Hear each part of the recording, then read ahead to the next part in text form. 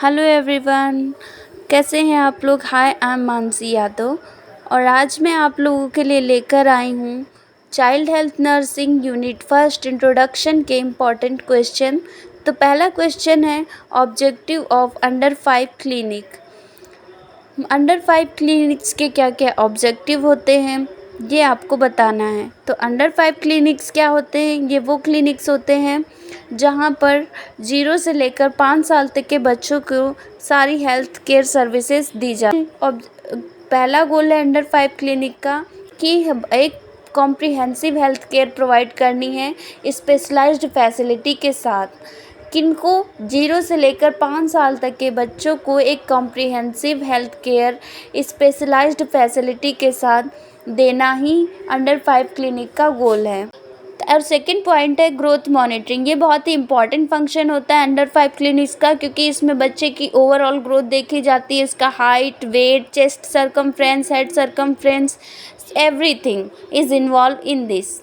तो जो पहले होते हैं 0 से लेकर के 1 साल तक के बच्चे, उनका हर महीने हाइट, वेट चेक किया जाता है। और जो 1 से लेकर 3 साल तक के बच्चे होते हैं उनका हर 2 महीने पे चेक किया जाता है। और 4 से लेकर 5 साल तक के बच्चों का हर तीसरे महीने पर हाइट, वेट और mid arm circumference, chest circumference, ये सारी चीज़ें मेज़र की जाती हैं। थर्ड गोल है प्रिवेंटिव केयर देना। प्रिवेंटिव केयर क्या होती है? मतलब ऐसी केयर देना जिसमें ऐसी केयर दी जाती है जिसमें बच्चों को इन फ्यूचर कोई भी किसी भी तरीके की कॉम्प्लिकेशन, डिसीज़ कंडीशंस ना हो। जैसे कि timely physical examination of the children. अभी आप लोगों को मैंने बताया ग्रोथ मॉनिटरिंग में कि हर 2 महीने पर according to age time period दिया गया कि इस टाइम पीरियड में इतने दिनों पर हमें बच्चे का ग्रोथ मॉनिटरिंग करना है। इससे हमें बच्चे का पता चलेगा कि बच्चे की ग्रोथ कैसी है, वो अंडर वेट तो नहीं है, ओवर वेट तो नहीं है, उसमें किसी तरीके की डिफॉर्मिटीज़ तो नहीं है। सेकेंड है इम्यूनाइजेशन। ये बहुत ही इम्पॉर्टेंट केयर होती है इम्यूनाइजेशन, क्योंकि इम्यूनाइजेशन बहुत सारी डिसीज़ को होने से रोकता है बच्चों में। न्यूट्रिशनल केयर देना। अगर बच्चा फिजिकल एग्जामिनेशन करेंगे तो अगर बच्चा अंडर वेट है तो हम बताएंगे फैमिली मेम्बर्स को कि क्या क्या उनको न्यूट्रिटिव केयर देनी है। ओरल रिहाइड्रेशन थेरेपीज़ वगैरह। देन और थर्ड गोल है फैमिली प्लानिंग। फैमिली प्लानिंग बहुत ही इंपॉर्टेंट गोल है अंडर 5 क्लिनिक का, क्योंकि हमें पेरेंट्स को अवेयर करना है कि क्या कैसे उनको फैमिली प्लानिंग करनी है। जैसे कि दूसरा बच्चा 3 साल बाद होना चाहिए, क्योंकि अगर दोनों बच्चों के बीच में एज गैप बहुत कम रहेगा तो दोनों बच्चों की केयर जो है वो अच्छे से नहीं हो पाएगी। मदर की भी हेल्थ स्टेटस लो रहेगा इस वजह से। और अब आते हैं हमारे थर्ड क्वेश्चन पर, जो कि है ट्रेंड इन पीडियाट्रिक नर्सिंग। तो सबसे पहले आप लोग क्वेश्चन को समझिए। ट्रेंड इन पीडियाट्रिक नर्सिंग का मतलब क्या है? आप लोगों ने सुना होगा कि आजकल ये काफ़ी ट्रेंडिंग है, वो काफ़ी ज़्यादा ट्रेंडिंग है। तो ट्रेंड का क्या मतलब है? ट्रेंड का मतलब होता है आकर्षण। तो आजकल ये आकर्षण में है अब है कि पीडियाट्रिक नर्सिंग में क्या क्या ट्रेंडिंग है। तो पहले पॉइंट है family centred care. Family centred care, देखिए आप लोग पॉइंट टू पॉइंट बातों को समझेंगे तभी एक अच्छे से पॉइंट टू पॉइंट एग्ज़ाम में लिख सकते हैं। तो फैमिली सेंटर्ड केयर का मतलब है हमें ऐसी केयर देनी है जिसमें फैमिली को भी लेकर के चल सके, ताकि क्योंकि हम ऑल टाइम तो बच्चे के साथ नहीं रह सकते, बच्चे के साथ सबसे ज़्यादा फैमिली रहेगी। तो हमें फैमिली को भी एजुकेट करना है कि वो बच्चे को क्या क्या केयर दे, क्या क्या डाइट दे और क्या करना चाहिए उन्हें, बच्चे को ले करके क्या नहीं करना चाहिए, ये सारी चीज़ें भी हमें समझानी हैं। और अगर कोई भी हम नर्सिंग प्लानिंग बना रहे हैं तो हमें ये भी ध्यान रखना है कि फैमिली मेम्बर्स का क्या उसमें कोऑपरेशन है। मैंने ये प्लानिंग करी है कि वो ये डाइट प्रोवाइड कर सकते हैं या नहीं। सेकंड पॉइंट है high technology care and empowerment in diagnosis and treatment. मतलब हाई टेक्नोलॉजी केयर देना और एम्पावरमेंट करना मतलब और ज़्यादा सशक्तिकरण करना डायग्नोसिस और ट्रीटमेंट में। सशक्तिकरण का मतलब इन्वॉल्वमेंट करना, उससे उन चीज़ों को और भी ज़्यादा मजबूत बनाना।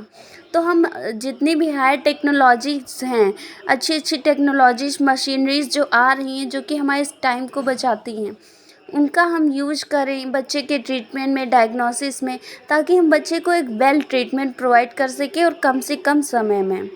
एविडेंस बेस्ड प्रैक्टिस का क्या मतलब? एविडेंस मतलब सबूत, बेस्ड मतलब उसके आधार पर प्रैक्टिस करना।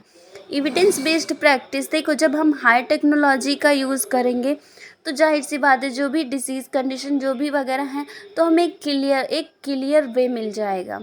तो हम बच्चे में जो भी डिसीज़ कंडीशन के जो भी सिम्टम्स हैं, हम उनको डायरेक्ट ट्रीट कर सकते हैं। तो एविडेंस में बेस्ड प्रैक्टिस का मतलब है सिम्टम्स के आधार पर बच्चे को as it is care provide करना।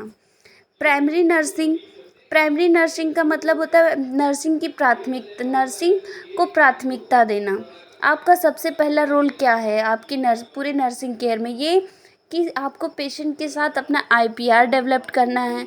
अब बच्चे हैं वो तो काफ़ी ज़्यादा नखरीले होते हैं, हर किसी की तो बात सुनते नहीं हैं। तो इसलिए आपको सबसे पहले बच्चे से IPR डेवलप करना है, बच्चे को ऐसे ट्रीट करना है कि हाँ बच्चा जो है वो आपको माने और आपकी बातों को ध्यान से सुने, अगर वो सुनने की एज में है तो।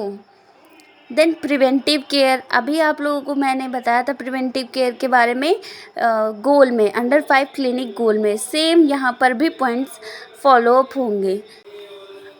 ट्रॉमेटिक केयर का क्या मतलब होता है? ट्रॉमेटिक केयर का मतलब है हमें एक ऐसी थेरेपेटिक केयर प्रोवाइड करना है बच्चे को, ताकि उसका जो साइकोलॉजिकल और फिज़िकल डिस्ट्रेस है उसको कम किया जा सके।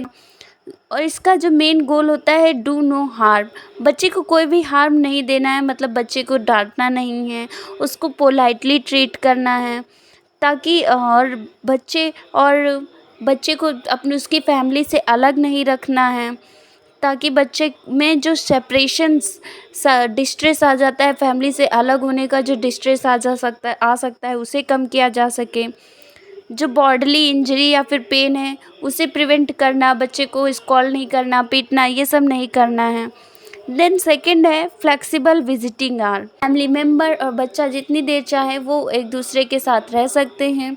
इससे क्या होगा, बच्चे में वही मैंने अभी आप लोगों को बताया, जो सेपरेशन, साइकोलॉजिकल डिस्ट्रेस है फैमिली से अलग होने का, वो कम होगा, बच्चा हैप्पी रहेगा और पेरेंट्स और फैमिली को भी सेटिस्फैक्शन रहेगा अपने बच्चे के साथ रहने का, और वो उनके बच्चे को जो भी केयर दी जा रही है और उनका अपने बच्चे का हेल्थ स्टेटस कैसा है, ये सारी चीज़ें भी जान सकते हैं।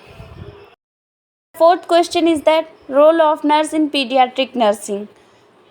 पीडियाट्रिक नर्सिंग में नर्स के क्या क्या रोल्स हैं ये आप लोगों ने पहले भी पढ़ा है, तो इन्हें एक्सप्लेन करने की ज़रूरत नहीं है। आई होप आप लोगों को सब कुछ समझ में आ गया है। तो अच्छे से पढ़ाई करिए, मेरे चैनल को शेयर, सब्सक्राइब और लाइक करिए। Thank you so much.